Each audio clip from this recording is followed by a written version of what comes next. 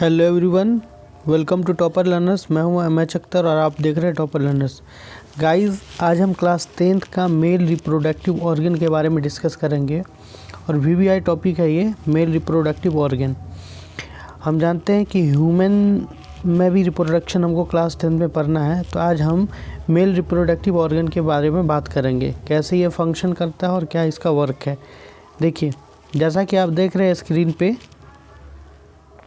Screen पे आपको दिख रहा होगा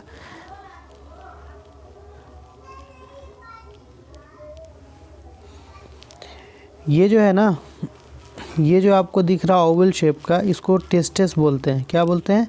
टेस्टिस। क्लियर? और ये जो यहाँ से आपको जो दिख रहा है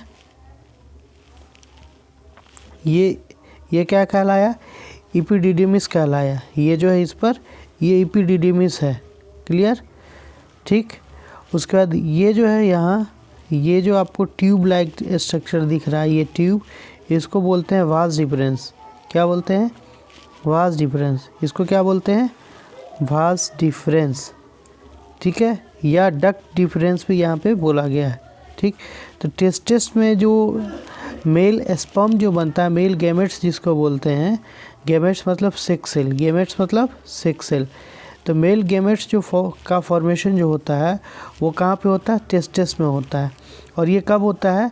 जब पुबर्टी को पहुंच जाता है मेल या फीमेल। तो मेल का जो पुबर्टी है, यानी बॉयज़ जो reaching the age of adolescence है, वो 13 से 14 साल की उम्र में होता है। ठीक।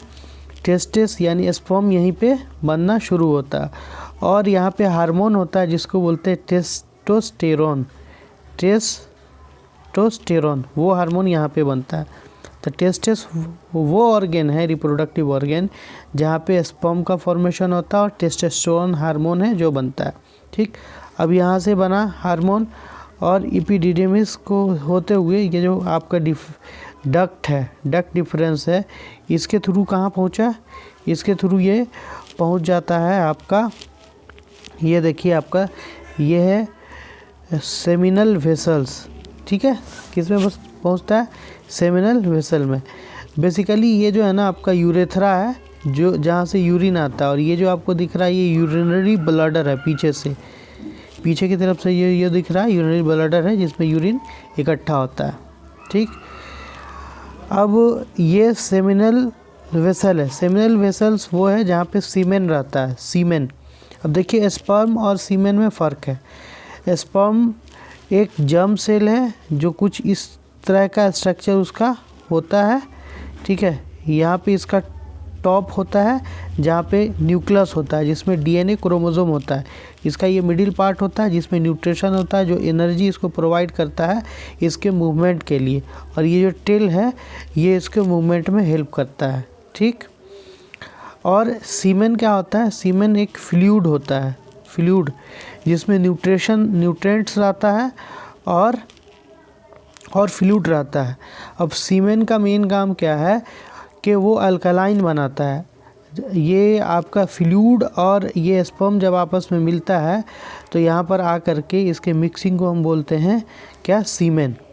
सीमेन क्या है? सीमेन होता है स्पर्म प्लस क्या? वो जो आपका फ्लूइड है और न्यूट्रेंट्स का है उसके मिक्सचर को बोला जाता है सीमेन। अब वो जो आपका न्यूट्रेंट्स है और फ्लूइड है वो किस ग्लैंड से निकलता है? तो यहाँ पर देखिए एक ग्लैंड से जिसको बोलते हैं प्रोस्टेट ग्लैंड। ठीक है, प्रोस्टेट ग्लैंड से वो फ्लूइड और आपका न्यूट्रेंट्स निकलता है। क्लियर? अब उसके नीचे है आपका ये जो दिख रहा है आपको, इसको बोलते हैं यूरेथ्रा। ये क्या है? यूरेथ्रा, जिसके थ्रू यूरिन भी पास होता है और स्पर्म भी पास होता है। बेसिकली सीमेन पास आउट होता है। ठीक है। और सबसे बड़ी बात यह है कि यूरिन और सीमेन यानी वो एक साथ पास आउट नहीं होता है। क्लियर?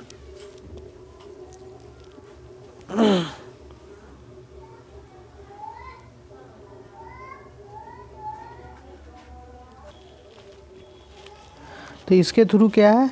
सीमेन और यूरिन जो है एक साथ पास नहीं होता है। अब आगे बात कर लेते हैं हम ये जो आपको सिलेंड्रिकल टाइप का दिख रहा है ये मसल कॉन्ट्रैक्टाइल मसल्स होता है जिसको पेनिस बोलते हैं। ठीक है, क्लियर। एपिडिडीमिस समझ गए, यूरेथ्रा भी समझ गए। अब देखिए बेसिकली फंक्शन शुरू कहाँ से होता है।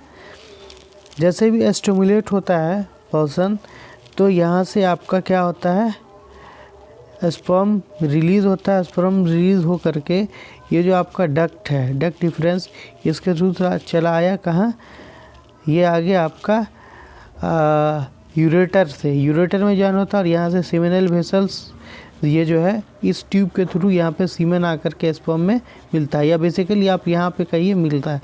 यहाँ के बाद ये चला जाता है यूरेटर में।